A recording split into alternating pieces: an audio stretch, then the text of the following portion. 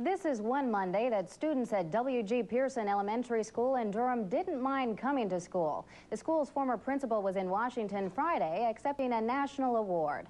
The students couldn't go, but did spend part of today watching a special videotape of the ceremony provided by Newsbeat28. Our Durham Bureau Chief Larry Revell was in Washington for the ceremony and has this report. Hearing about what you've accomplished is enough to give anyone confidence in the future. That's how significant the job you're doing is to America. In a Rose Garden ceremony, Reagan also told representatives of Pearson Elementary School, as well as principals from 272 other schools across the country, that all their hard work last year is not going unrecognized. The school isn't anything but a Rose Garden. It's located across the street from a housing project. Most of the students here are black and come from poor families, yet 81% of the students scored at or above the national average in math, and almost as many did the same in reading. That's a big change from only a few years ago. The National Spotlight is the students' reward from Education Secretary William Bennett.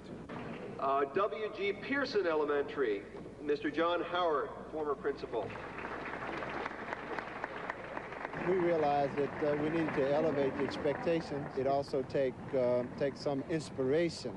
It also takes some fun and some pleasure in accepting what it is that you are expected to do and then finding a way to do it successfully.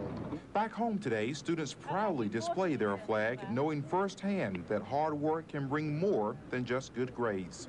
It makes me feel good about my school that I go to, and we have worked real hard. The president told the educators that they have something to be proud of, but they already know that. And now students know that with the proper commitment, they can achieve, regardless of their backgrounds or any other barriers. On special assignment at the White House, Larry Revell, Newsbeat 28. And congratulations to W.G. Pearson. Just ahead on Newsbeat 28, meteorologist Chris Thompson will join us with the complete weather forecast for the Greater Triangle. On tonight's Sports Beat report, Gregory will show us a brand new sport that's no passing fad. And we'll tell you the plight of a Rolesville man battling for his life this evening, but he isn't fighting that battle alone. This evening, some Rolesville residents have good reason to feel proud. They say they've raised a lot of money to help a friend. Nearly $10,000 has been raised so far for Paul Pierce, a man who's fighting for his life. Part of that money was collected at a weekend fundraiser for the cancer victim held at the local elementary school. The money will be used to cover Pierce's living expenses while he's in Seattle, Washington for a bone marrow transplant. The family still needs $15,000 more, but as Sharon Kester reports, raising the money is just part of the battle. Making lunch at the Pierce household is more than just a part of the daily routine. It's a labor of love, especially for 12-year-old Sharon. For most of her young life, her dad's been sick, and she likes taking care of him. Don't forget to take your medicine. Oh, no, thank you. That daily reminder, along with sandwiches that have put back some of the weight chemotherapy took away, are two bright spots in what has been a long, painful 5 years for Paul. Now, something even as simple as getting up and turning on the TV takes a major effort. Well, it's a big letdown when they go back and tell you they've found the cancer cells back in there again, and you know they've done all they have, all they could do to try to get them back, and then they keep popping back up on you again, see.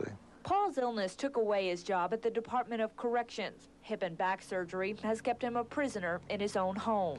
For the next 4 to 6 months, home for Jackie and Paul Pierce will be a treatment center in Seattle, Washington, where Paul's sister, Oni Mae, will donate her bone marrow. Been a little nervous for the last couple of weeks, but we're kind of looking forward to it for his sake. I'm anxious. I'm tired of seeing him hurt. I want him relieved because I know he's been through a lot of pain, a lot of suffering, and I've seen it, and I just want to have him some relief. An hour early. I think you have to be there an hour early. They're all optimistic the treatment will be successful and say they'll get through the next several months the way they've gotten through the past 5 years, one day at a time, and hope when all those days are up, they'll go back to the way they were. In Rolesville, Sharon Kester, Newsbeat 28. You may be wondering just what a bone marrow transplant involves and why Paul Pierce has to go all the way to Seattle for treatment. Our Health Beat reporter Ben Garrett has the answer. This is bone marrow. It looks like blood and is every bit as precious.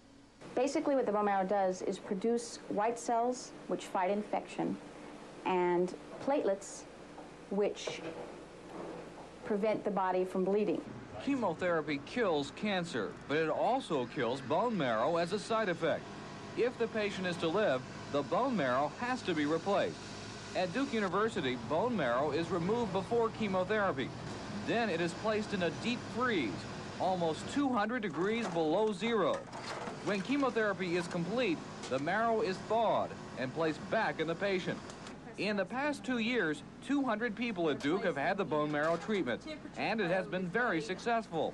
But because of the nature and the length of Paul Pierce's cancer, he cannot have this kind of bone marrow transplant. That's where the Fred Hutchinson Bone Marrow Center in Seattle comes in. The Seattle Research Center is the best in the world at bone marrow donor transplants, a highly specialized and difficult operation. There are a lot of complications having to do with graft rejection when you have to deal with someone else's marrow, and a lot of immunosuppressive drugs are required, which have their own complications. Paul Pierce's age and health are also complicating factors, but the walls of the Hutchinson Center are decorated with pictures of people who needed medical miracles and got them. On the Health Beat, I'm Ben Garrett for Newsbeat 28. Meteorologist Chris Thompson joins us now, and nobody's complaining. We had a beautiful weekend. Oh, lovely. The only problem with having a beautiful weekend and having a beautiful day on Monday, it makes it harder to get back to work. And we're going to check to see how long this beautiful weather will last, and a look at all the weather for the Triangle area right after this.